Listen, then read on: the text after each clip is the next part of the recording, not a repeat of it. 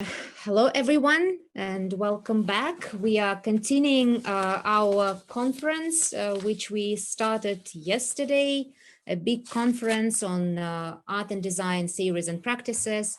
And today I'm absolutely thrilled to introduce, to present our keynote speaker who is slightly out. It seems like he's outside the program, but it's only because of the time difference between us and Canada. John Potvin, a professor in the Department of Art History at Concordia University, Montreal, Canada, is joining us today with his talk, Monsieur magazine and the construction of the Deco dandy. John, thank you so much for joining us, and the floor is yours. Thank you, Ludmila, for the invitation, and privyet, everyone. That's the beginning and end of my Russian, so I apologize for that. All of your English is probably way better than my Russian, so I will just get started right away because I know time is always of the essence. So in an anonymously penned article, let me just see, gotta get this forward here, sorry. It's not moving. There we go. In an anonymously penned article for the 15th of June, 1914 issue of American Vogue, the author describes a list of young male artists, dubbed the Beau Brummels of art, who set out to move beyond the traditional confines of salon art into the mysterious worlds of interior design, furniture, and fashion. The impressive list of men the magazine included represented the modern exponents of elegance and refinement. For Vogue, however, the significant difference between these men and their 18th century namesake is that while they are thoroughly imbued with the same love of elegance and luxury, they are also hard and vigorous workers. Terms like hard and vigorous at once legitimize their labor and work ethic, while securing their virility and masculinity, lest there be any suspicion or doubt. So this cadre of specialists in the arts of elegance and refinement were made notable through their employment with Vogel when he launched the glamorous and prestigious beacon of women's Art Deco fashion, the Gazette du Bon Temps, in 1912. The luxury periodical helped to establish the contours and aesthetics of Art Deco style, elegance, and glamour. As the leading acolytes of Art Deco, or the style moderne as it was referred to at the time in France, these artists expanded the acceptable parameters of consumer culture by seamlessly wedding high art with consumer-ready design. These young men of birth and Beaux-Arts training have wrought in the affairs of fashion, in the manufacture of materials, in home decorations, as in all other sorts of trivial things used every day, a revolution which is sweeping the civilized world. This is according to the article.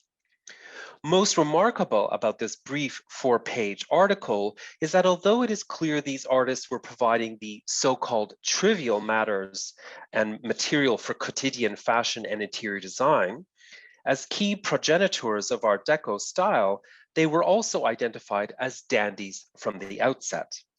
What we pay witness to in Vogue, notably a leading women's fashion periodical, is how on the eve of World War I, a clear and definitive association between Art Deco and the figure of the dandy begins to take shape. The article establishes what I identify as the Deco dandy, that hybrid, ambivalent, and ambiguous creature that only existed for a very brief time in Paris following the First World War. The figure was also capitalized as a key character for the short and long-term reconstruction of France's alleged cultural supremacy. Already under duress, France's exports, namely its luxury industries, came under threat from foreign sources. Menswear and its satellite design fields were targeted to alter the course of action, to expand the terrain of sorts, to compete in a field France was not yet well known for. The figure of the dandy was reoriented to lead the charge. Now, my presentation today is derived in part from my recently released book, Deco Dandy, to showcase a number of neglected cultural artifacts. The mass appeal of the dandy in the 1920s was a way to redeploy an iconic typology as a means to stimulate national industries, that is, to rekindle a desire for all things made in France. The term deco dandy purposefully weds two celebrated cultural phenomena, vilified for their purportedly decorative and excessive nature. Oddly, the two have never been placed together. Their mutual relationship has been ignored, neglected, and misplaced in the literature to date. The figure wedded seemingly polar opposites and contradictions, and proved to be the quintessential cipher of a transitionary period marking pre from post-war. Ambiguous and ambivalent in his position as both the subject and object of consumption, he was at once decorative and masculine, displayed effeminate contours despite his athletic prowess, was fashionably attired while physically fit, readily embraced the promise of modernism while retaining the safety of tradition and legacy. And finally, he championed the distinction of luxury tailoring while preparing the way for the potentiality of industrially motivated expansion. A particularly salient feature of the deco dandy that distinguished him from his predecessors is the relationship he harnessed between fashion and physical fitness, and that's the point of my talk today. Although physique culture or physical culture has its roots in the late 19th century, it was in the 1920s that it was deployed less for the service of big, strong men and excessive muscularity as it once had in the 19th century, and more now for what it engendered as a novel language and means to transform masculine tailoring and the figure of the dandy himself. Founded in 1920, Monsieur stands as the torchbearer of this new figure of the deco dandy. It advertised itself as not the magazine of snobs, it is the magazine for elegant men. Moreover, it stood as a beacon for men who sought to insert themselves in the style moderne, and the dandy provided a ready-made prototype to do so. Brimming with creative work by leading and celebrated critics, literary figures, tailors, designers, and visual artists, the less than 5 full years of the magazine's tenure presents an important contribution to the history of masculinity, fashion, design, and art. Monsieur lent credibility to the currency of the dandy outside of a small, distant, and detached cadre of men, but advertised it to lend wider appeal. It fashioned knowledge and meaning around, on, about, of, and for the dandy. The magazine's richness and diversity also explains its omnipresence throughout my book. For unlike any other cultural document to date, Monsieur provided an entire system of living for the dandy to aspire to, emulate, perform, and perpetuate. Lifestyle and fashion magazines are, by their very nature, aspirational and promote a distinct and clear agenda. And it is precisely this agenda that is at stake here and is under exploration. Monsieur, more than any other source from the period, sought to reclaim for the nation the importance and significance of the dandy. Now, if one considers that the logic of the dandy is the logic of the commodity, then Monsieur, like other forms of cultural representation, attempted to coax the reader to assume, embody, and become its content in order to create the ultimate work of art, that is, a fashionable and fit dandy. Monsieur gave rise to an artistic, cultural, as much as a consumerist poetics to allow for the figure to flourish. Now, the magazine notably boasted beautifully illustrated covers through the pochoir technique. And this printing technique is, of course, time-consuming, it's labor-intensive, and perhaps above all, it results in an utterly splendid, vivid, and lush product. It might be worth highlighting how significant this is in regards to a men's fashion and lifestyle magazine, especially already in the 1920s. Now, always at the center, of course, of these lush Deco illustrations was the image of the dandy. In his brief, though highly effective essay on the new body from 1922, Dr. Pierre Winter began his treatise by arguing that a new spirit, or what he of course referred to as an esprit nouveau, could only exist in a new body. This was instinctively known by modern man himself, according to Winter. What makes this possible is a man's practices of hygiene and physique culture. Winter was not alone in asserting that, quote, physical health is the basis for mental health, basis for all balanced activity of all production in all domains, and in art as much as other domains, end quote. Monsieur also took up a similar cause. In L'influence morale de la tenue, novelist Michel Corday also avowed that, quote, we often associate the physical aspect and the moral aspect of the same being so closely that it becomes impossible to unravel the cause and the effect. By looking after our physical person, we are still looking after our moral personality, end quote. For Winter, however, a return to the ancients was a necessary means to lend credence to the mind and body symbiosis. According to him, quote, the Greeks and Romans knew and realized an admirable harmony between mind, body, and spirit, the source of genius artistic creation, end quote. By invoking glorious ancient European precedents, the apparent cradle of modern civilization itself, Winter evoked Greece and Rome as legitimation for a new post-war body, in which a synergy between creative genius, physical force, and a modern spirit was essential. For him, men had become mere strangers to themselves, precisely because they had abandoned their bodies to doctors and their spirits to priests. What he proposed was a sort of back to basics approach that began with the rudiments of language, that is, the alphabet.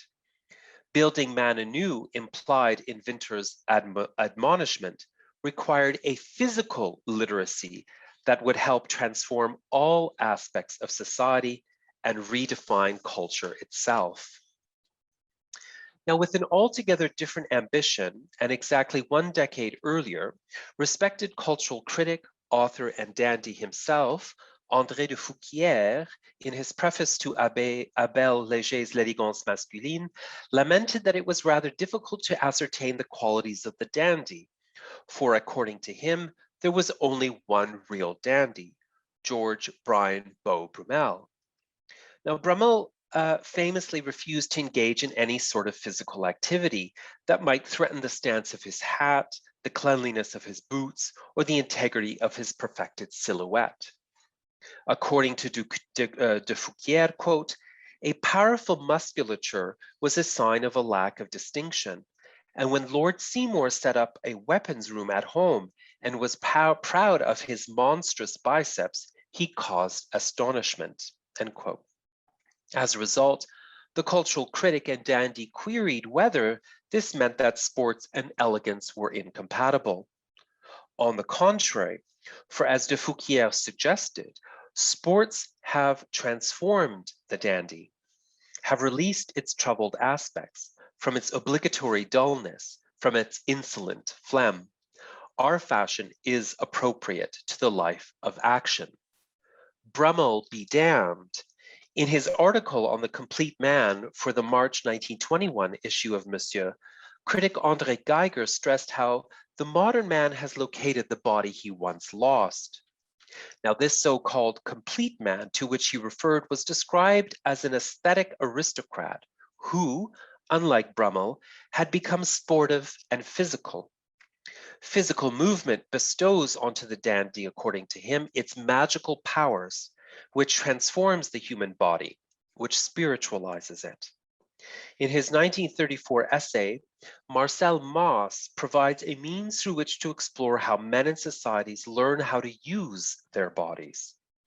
Mauss contended that walking, hand gestures, and the body's overall movement was acquired, learnt and imitated within a larger social praxis, or what he referred to as prestigious imitation.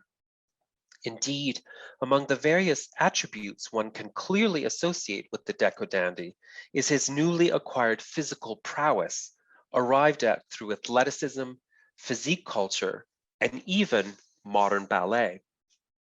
So my talk today briefly explores, to borrow from Moss, the techniques of the body, more specifically the different ways male bodies suggested silhouettes through movement, and crystallized the debates that raged around masculinity, reestablishing the iconic pairing of ephebic and virile types.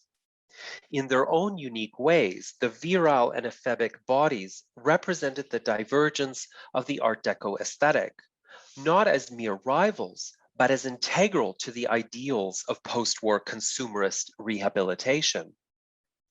However, it is the slender ephebic body of the Deco dandy that troubles the contours of a preferred virile masculinity, precisely because of Art Deco's association with women and the feminine, as much as its association with a decadent aristocratic legacy that, of course, dates back to the 18th century.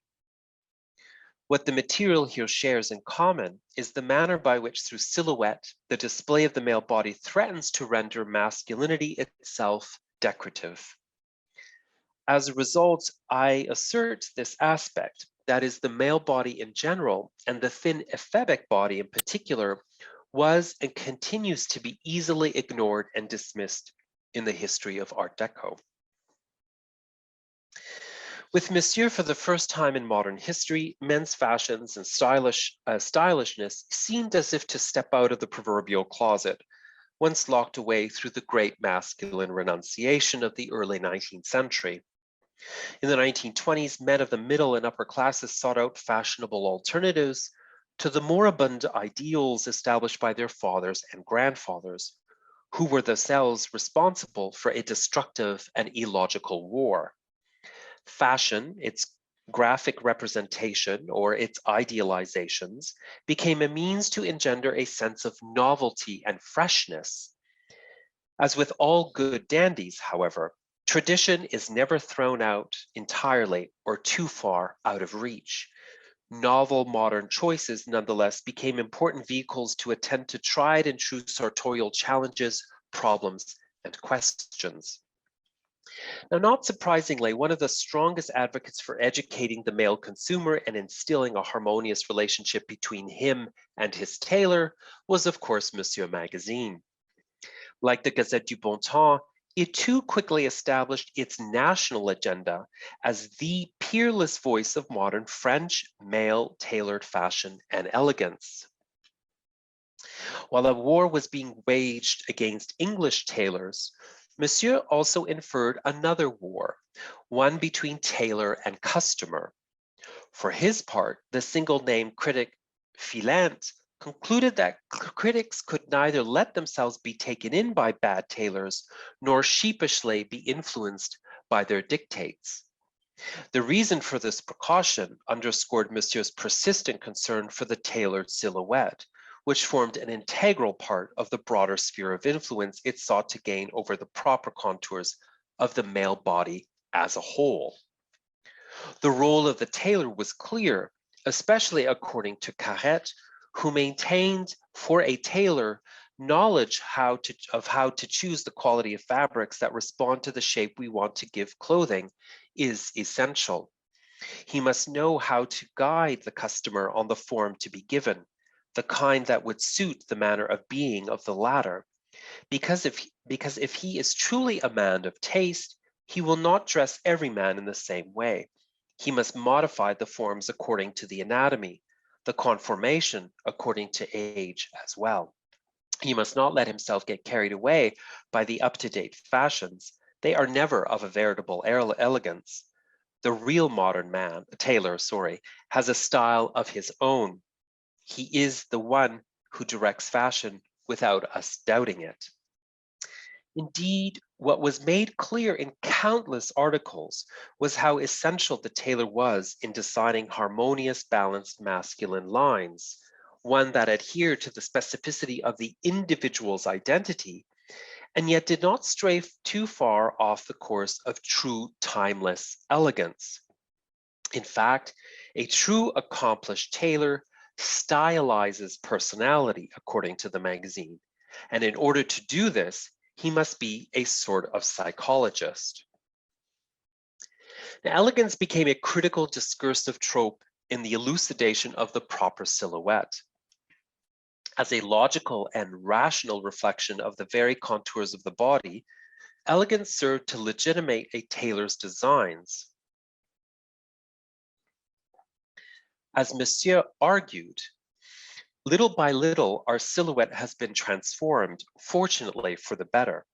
The tailor, like the customer, having understood that nothing is more beautiful than the human body, harmonious lines have come to replace the rigidity of the pre-war clothing, following the principle that one must be dressed according to one's body and not sacrificing man's forms to clothing. The tendency toward rational clothing was manifested since 1912 by some leaders who endeavored to give masculine clothing, if not its former appearance, at least a sober and graceful appearance. Besides, the man concerned about his elegance never dresses in an exaggerated way. For Monsieur, a silhouette was achieved, of course, by avoiding exaggeration. Not surprisingly, the war became the defining temporal marker of masculine sartorial excellence and renewed an emphasis on appropriate dressing. For his part, cultural critic and novelist Eugene Marsan, who was far less forgiving in his criticisms of men's fashion before and after the war, in what can only be read as effeminophobic. Quote, first, what's in our clothes more generally is its line. Sometime before the war, we saw young people come out in jackets cinched on all sides. And it is certain that, in its excesses, the new fashion feminized to the point of ridiculousness our masculine clothes. He continued, try to see a 1912 jacket, which in front falls right. At first sight, you already see how it thickens you. Straighten yourself up, breathe, erase this little belly, inflate your chest, observe your neckline, see how it pulls. Above the fixed point of the button, a curvilinear angle, what is called a heart. Feminizing, he declared. On the contrary, a new jacket in this same attitude of the torso leaves you with a nice feeling of ease and a profile that does honor to your muscular system. A real progress is this intervention. For Marsan, progress is made visible in the relationship between fashion and the body's muscular system. Now, in response to the traditionally held negative impression of the dandy,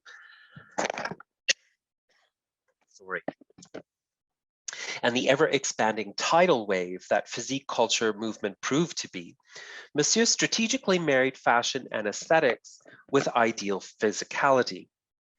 In his article La Culture Physique in the February 1920 issue, physique culture specialist advocate and founder and director of the Champs-Élysées School of Rational Physique Culture, Georges Lerousseau argued that the cultivation of a man's body is no different and is as necessary as the fortification of the spirit. The admirable human specimen is one which is at once intelligent and muscular, a superior being situated equally between these two poles of animality. For Lerousseau, physique culture is interested in elegance and good clothes. To be well dressed, one must possess shoulders, the essential basis of all sartorial architecture. One must be lacking a belly. Young dandies were encouraged to understand the importance of fitness as much as fashion. Subsequently, sports and fitness became recurrent leitmotifs threaded throughout the magazine. The effects of sports had a direct impact on the dandy, transforming him into the decorative athletic figure he had never been before. In his article on the subject, de Fouquier set the tone for the tenure of the entire magazine by asserting that it was sports that had transformed dandyism. For him, dandyism was the order of the day, and queried whether it and athleticism were in fact incompatible. In his article, Le sport a transformé le dandysme, or Sports has transformed dandyism, from the November 1920 issue, the writer reminded his reader that the iconic historical personage of Brummel never liked to engage in any sort of vigorous, abrupt, or quick actions, let alone engage in physical sports. Because these, of course, might have disheveled the hair, make him hot, or force him to assume ridiculous postures. 1 year later, Monsieur published 2 different articles extolling the virtues of muscles and outlining the relationship between physicality and elegance. In the March 1921 issue, Andre Geiger, for example, asserted that modern man has located the body he once lost. However, over the centuries, he had also kept his mental capacities, which helped him to cultivate his soul. The complete man was an aesthetic aristocrat who had become sporty. Indeed, gymnastics, sports, and physique culture were the very activities that differentiated the new man from his pre-war father, an ideal physicality made available to all the classes now.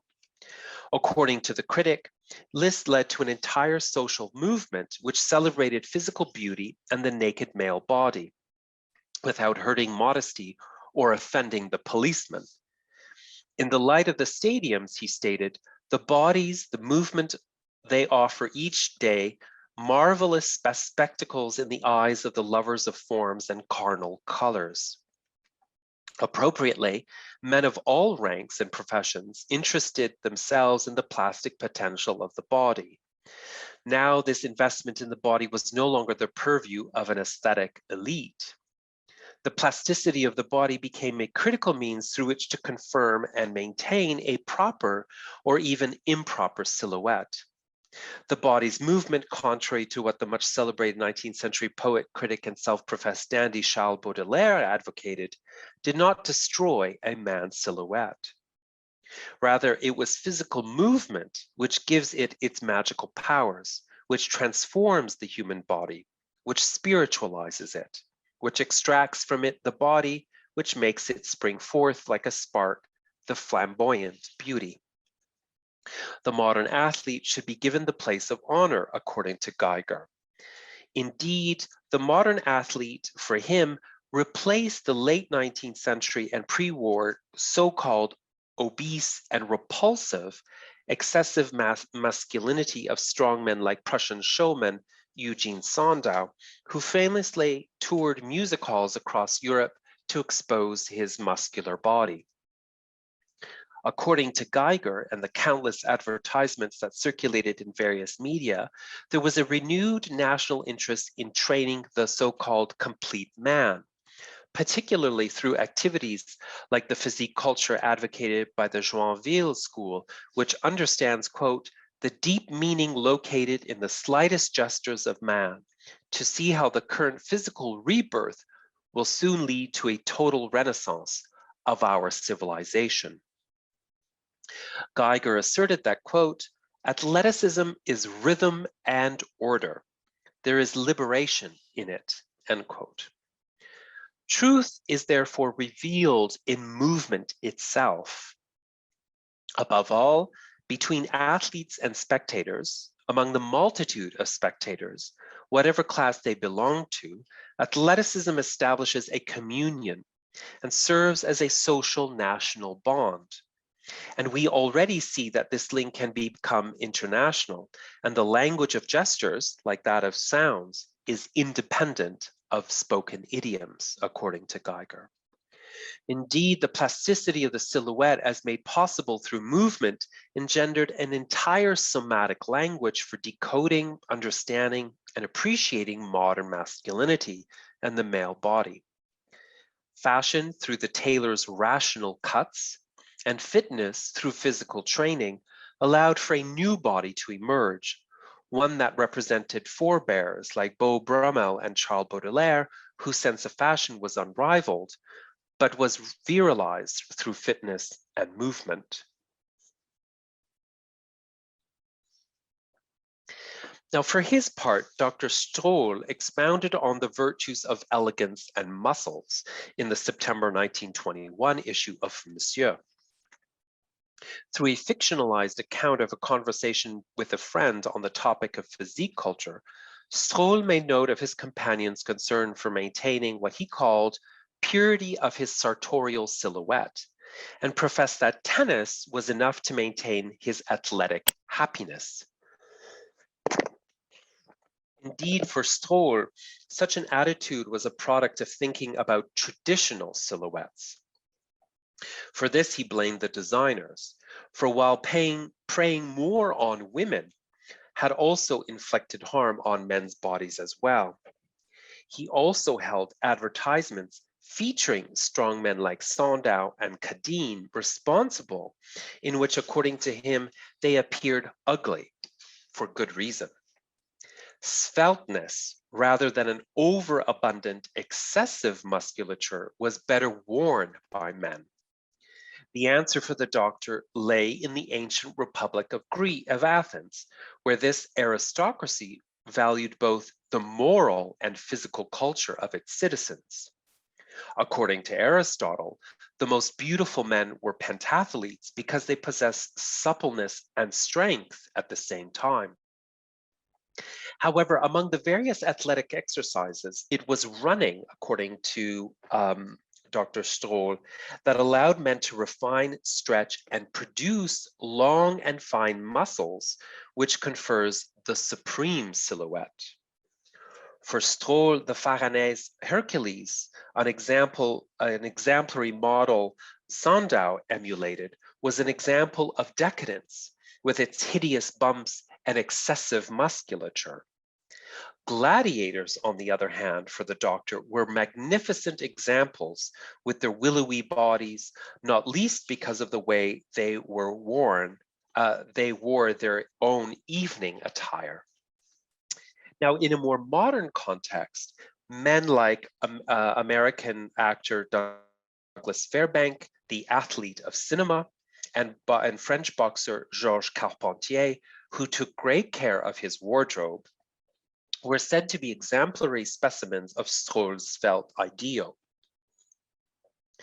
Now, as we see, to complement the article by Stroll, drawings by Zig Brunner of antique sculptures representing lean athletic types were juxtaposed with identically posed men attired in modern suits that best showcased a lean athletic body.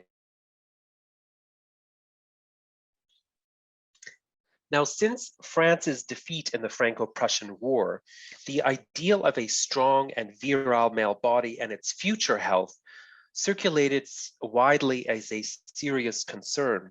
And by World War I, with countless dead or suffering from permanent health problems, the concern for the physical well-being of men was a collective preoccupation.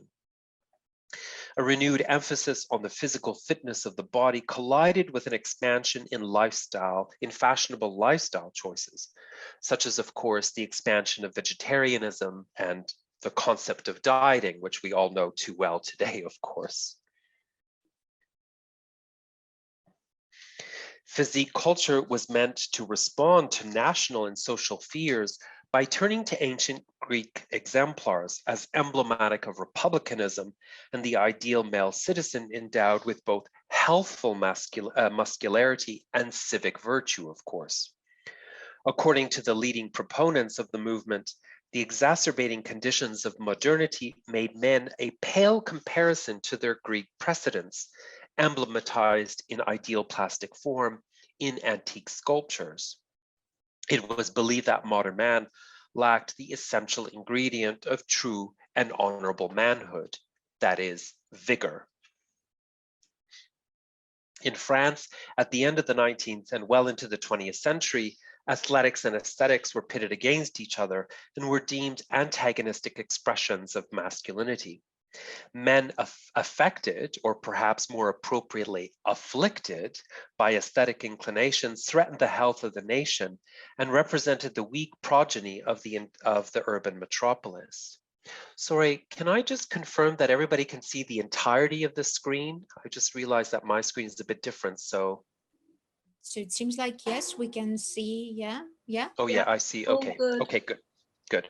Muscle men like Eugene Sandow, Louis Cyr, who you see on the right, and Noël Le Gaulois, who you see on the left, unabashedly toured around Europe, showing off their hard-trained, ideal muscular bodies, at once exposing themselves to emulative and homoerotic gazes. These men posed for countless photo shoots that were reproduced widely in manuals, newspapers, periodicals, and of course, postcards.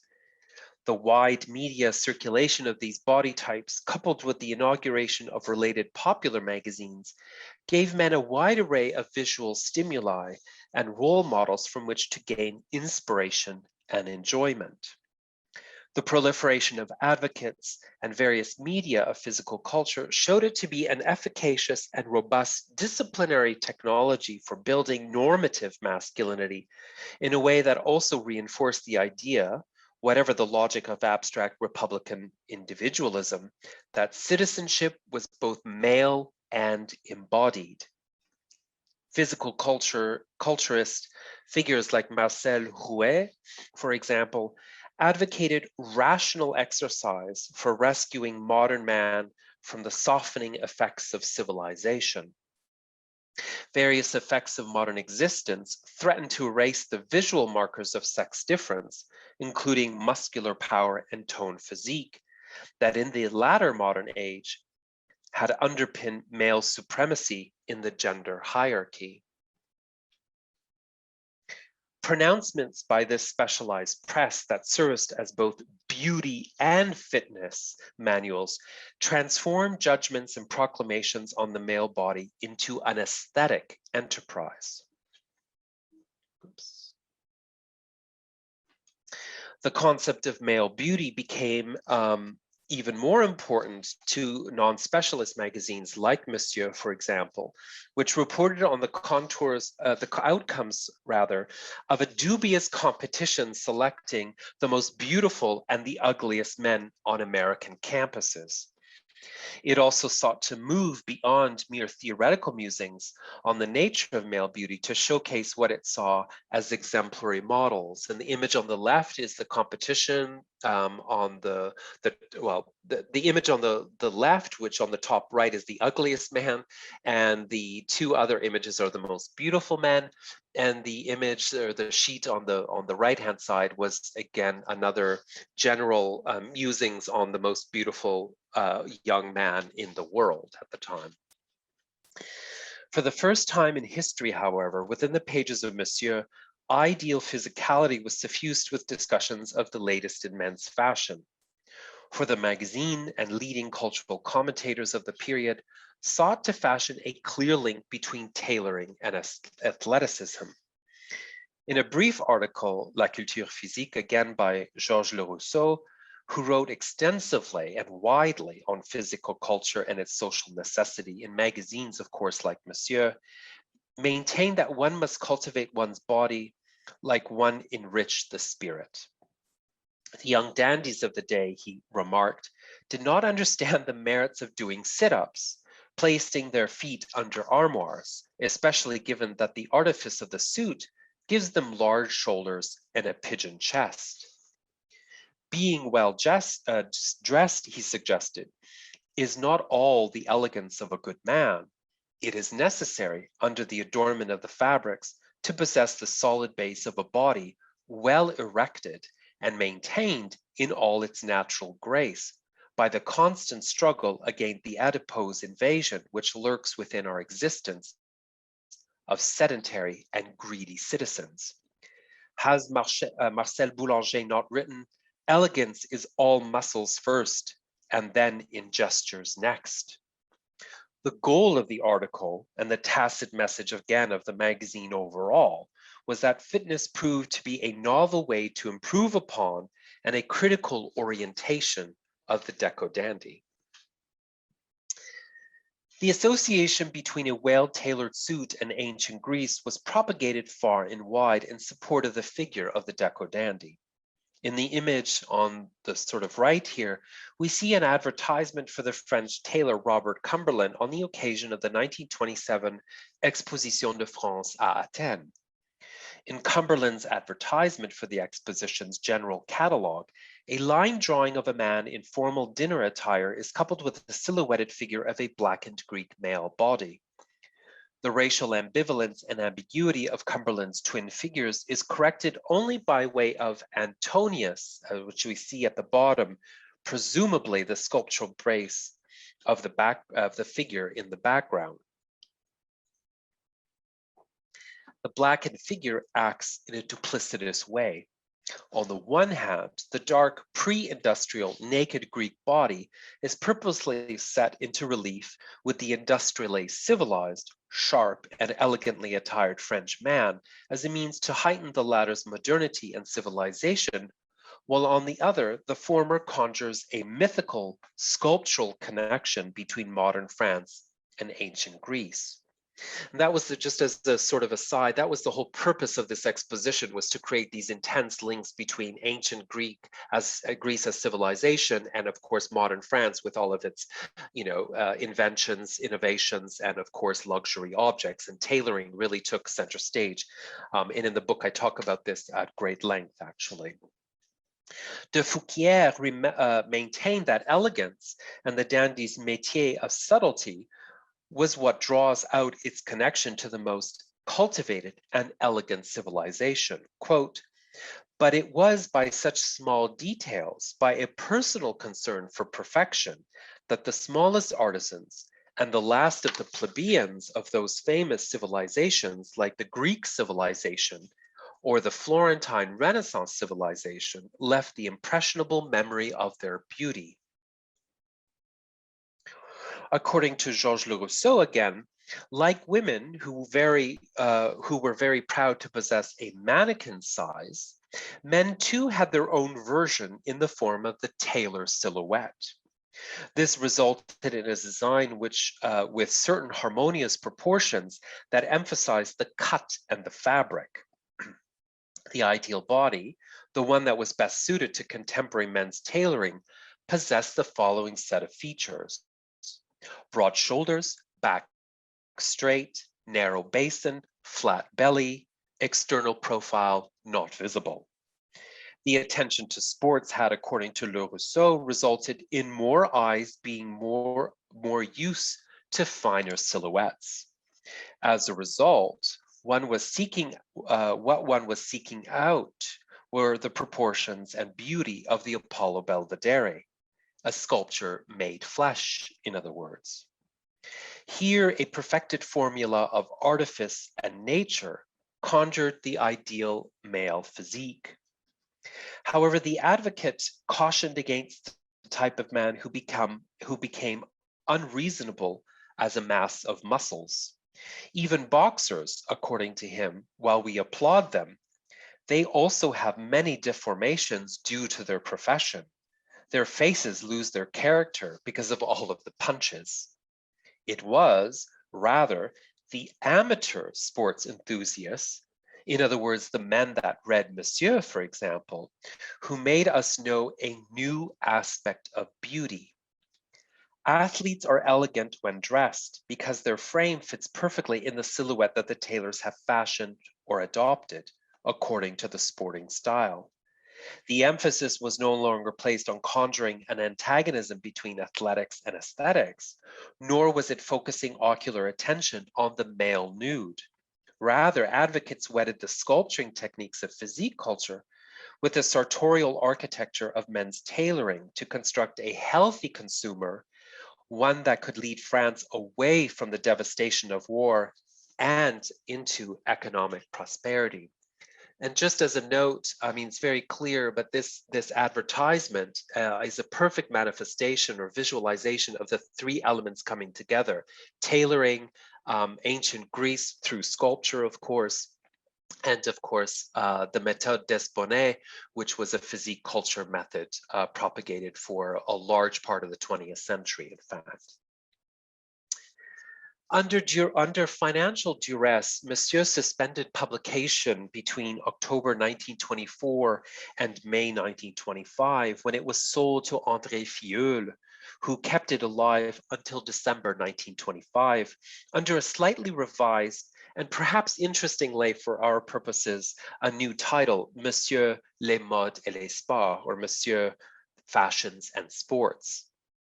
The magazine maintained a number of its distinctive and defining characteristics, but importantly, it pivoted to include, with the assistance of couturier Jean Patou, a page devoted entirely to women's interests, fashions, and needs. So all of a sudden, in this period, there is a total, look towards women and a more cross-sex discussion around these issues than it had before. I mean, women were never part of the discussion before that.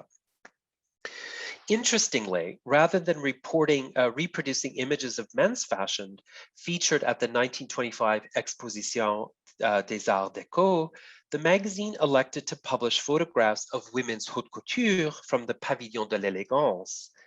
Nevertheless, the magazine reported on the event in various ways, including on men and their clothing. One Monsieur critic, for example, took the opportunity to report less on the exposition per se and more on those in attendance, and concluded that his compatriots were ugly. The case for government intervention, to the point of becoming a monopoly over what men wore, was advocated by the critic as an antidote to the disharmony and ugliness that populated the streets of the famous Exposition. As part of his regular monthly feature, Propos l'élégance, or About Elegance, André de Fouquier was charged with the responsibility of reporting on the Exposition, focusing in particular on men's clothing and accessories. His verdict was, not surprisingly, laudatory, claiming it proved the stated goal of the Exposition, that of providing new conceptions without anticipating a revolution.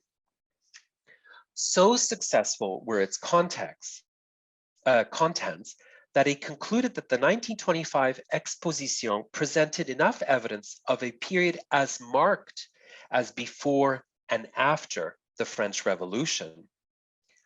Finally, its success supplied the French a reassurance of the vitality of the French moderne taste, worthy of being celebrated across the world, because it is a synthesis of our love for the novel, elegance, and beauty.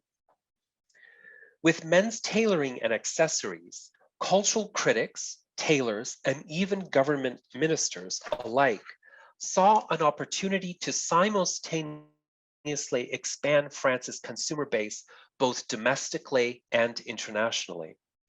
After all, Paris in the 1920s was if not the most important destination for the rich and famous, to say nothing of the countless servicemen who remained in the capital. The accelerated prominence of men's tailoring in Paris served as a means to keep men's bespoke consumer spending in the capital, away from London's coffers. Now, Paris' desired position in the domain of tailoring was already being heralded by Cécile as early as 1920 in Monsieur magazine, when he boldly claimed, quote, "If it has not already lost it, London is very nearly losing the supremacy it had in matters of men's fashion. Paris is becoming anew the center, which they never really ceased being, of men's fashion. And it is not one of the lesser successes of our journal that dedicates itself to the rebirth of French tradition and taste." Thank you very much. John, thank you so much for this rich and thought-provoking presentation, which actually opens up quite a lot of hidden pages in history. And we have more than 5 minutes for questions and answers, and maybe some comments. So please exploit this rare opportunity. Okay. Olga, please. Hello. I enjoyed the presentation, and I have a question, maybe, well, about the conclusion of your lecture. I was just wondering about the difference between national variants of menswear, and do you agree with well, this opinion that the French modern taste in menswear in this period, well, really becomes dominant? I mean, the comparison between the Savile Row bespoke tailoring and what was happening in the French menswear of that period. So what is your position in this debate? Well, my position is the position of the material itself. So this is something that the book explores at great length, and the point that I only touch on so briefly that you bring up. So I'm happy you bring it up, but of course I could spend an hour talking about this. Is that there's so much effort in Paris in the 20s, immediately after the war, to say, we're here, spend your money here, in other words. Don't go to London. And in fact, one of the probably the best quotes on fashion from the 1925 Exposition, so, 5 years, 6 years after the war, it states that, well, the quote I had at the very beginning of the presentation, I'm not sure I can go back to it quickly here, is that all women dream of being dressed in Paris, whereas men go to London to Savile Row. And so that's a very problematic claim, because everyone at the exposition, in Monsieur magazine, in other venues, are saying, no, no, no, no, no, no. We are equally good. And in fact, the suits in Savile Row make their men look like pots of tobacco. They make them look fat. So there's a lot of nationalist discourse, not necessarily on the specifics of the tailoring, right? Because it's irrelevant. It's on the fact that, look at, I mean, this is a wonderful example. Here's this Superman figure with his perfectly svelte body. And of course, these clothes are all made in France, is the presumption. So, it is the moment when France is attempting to regain its economic and cultural supremacy, not just in the world of women's fashion, which of course everyone focuses on, but in obviously Art Deco furniture and men's clothing. It becomes a very important conduit. And in the 1925 exposition in Athens, for example, women's clothing is not included. It's actually only women's furs. The clothing that is included is men's tailoring. And 1 year later, or it's 1 year later, the same sort of exposition goes to Cairo, and it's the exact same thing. So there's a real attempt to say that Paris is the genuine epicenter of men's tailoring, of all things fashionable. I hope I've answered your question. Well, yes, I understand that while you're basing your argument on the French tradition, but I'm interested, well, in fact, do you think there was an essential difference in cut between, well, the British tailoring and the French tailoring? Because, well, in critical literature, while many scholars think that, well, the French tradition is somehow, well, more elegant, more colorful, more playful, that British is more, well, conservative, more stable, more understated. So do you think there was a real difference Well, I would say yes and no. I think that's a very complicated question, so I'll try and be very brief. So yes, in that, remember, this is the center of Art Deco, and Art Deco infuses itself so intensely, so legibly in men's and women's fashion.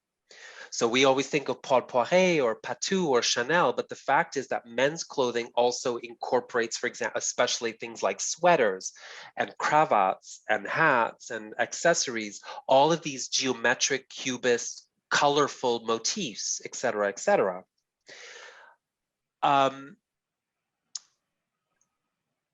So the no part is that we also have to pay attention to the fact that at this time, and even as represented in magazines like Monsieur and then Adam, which is founded in 1925 to fill the gap of Monsieur leaving or folding, there is a very clear emphasis at the same time on this globalization of men's suits that they argue is happening through the influence of already New York, which is quite shocking, Paris and London. And so there is a sense, and I would argue that there are subtle differences, but there is still so much of the language of men's tailoring that is common, that it's all the same in that regard. But I would still maintain that in the 1920s, Savile Row still had the upper hand because of its greater emphasis on tailoring detail, not on everything else, not on what we might call fashion, quote unquote. I think Paris led the way in that regard, and that influenced Britain. But in terms of the cut of suits, of the tailored objects, or tailored pieces, then yes, I would argue that yes, London had the upper hand fundamentally. Hence, again, I go back to my initial comment that France is trying to, we're here, we're so great, I mean, it is an attempt, it is a very conscientious attempt to have men stay supposedly in Paris and not go to London to get their suits. It's that simple. It's just that simple. Okay. Wow. Thank you very much. Thank you for your question. Thank you.